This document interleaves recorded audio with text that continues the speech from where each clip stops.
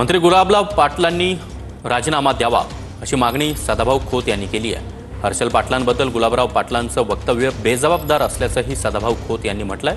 8 दिवसात मुख्यमंत्र्यांना भेटून बोलणार असं देखील खोत यांनी म्हटलंय। जलजीवनमधील कंत्राटाचं बिल थकल्यानं हर्षल पाटीलने आत्महत्या केली आहे।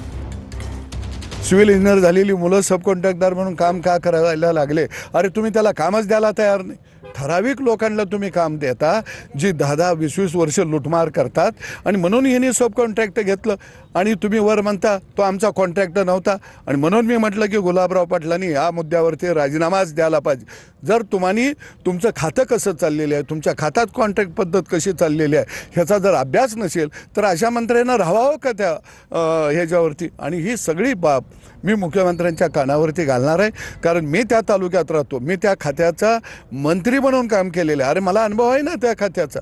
आणि म्हणून मंत्र्यांनी बेजबाबदारपणानं एकजीव गेल्यानंतर बोलणं हे योग्य नाही असं माझं स्पष्ट मत आहे।